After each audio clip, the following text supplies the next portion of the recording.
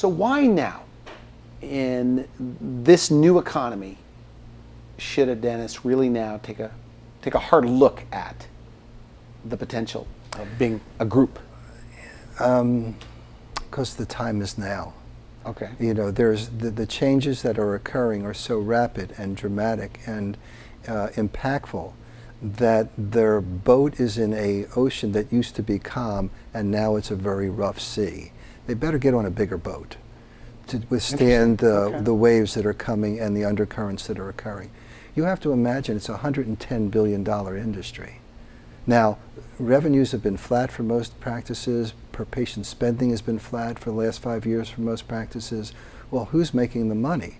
Groups are doing much better than solo practices. So there's a shift in terms of, because of the economies of scale, because of the management that they can provide, because of Clear Choice spends, you know, that much money on marketing. So branding is becoming much more critical.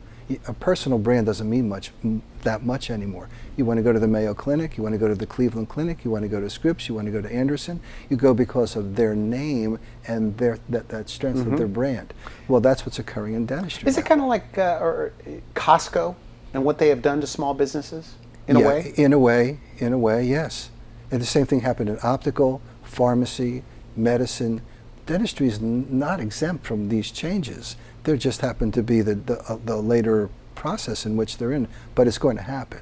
It's invariant. In marketing and advertising, we call it how many people advertise or market in an emergency, just like they do with their health. Right. Had a heart attack, they're on their deathbed, and they swear they're going to change their diet and exercise more, but it's too late at that point. And there are many doctors that now they have no money, they've lost market share, they don't know where to begin, and now they're going to start doing it. Right.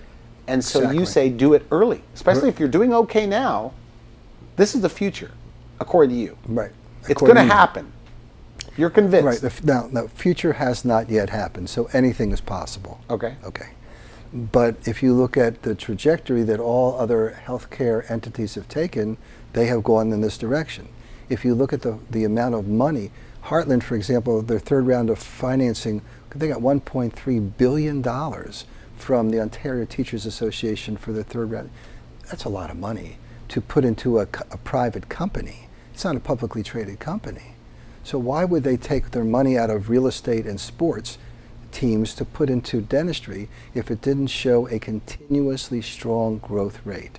Now you have external money coming in. Goldman Sachs says the best investment you can make is dental practice management companies. Is that right? Yeah.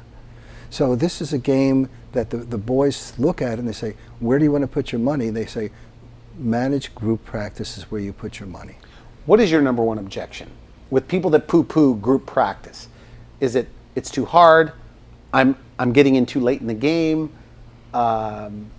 There's a lot to it. Actually, what is it? It's not too late. Actually, this is the time. You've got a window of 1 to 3 years, I think. That's my view of it.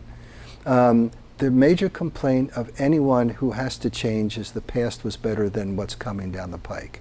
So they come up with rationale saying we do better dentistry, they push us around, we don't have control, we're pushed around by the management. There's a lot of legal action right now to try to prevent groups from occurring in several states because they think that they're going to dictate the dental care that's delivered. But there is no group practice that I know of, and I know a few of them, that has any management has nothing to do or dictates anything to do with clinical care. But that's the excuse that they're using to go to court to try to prevent it. It is the perfect storm. I mean, it's going to happen.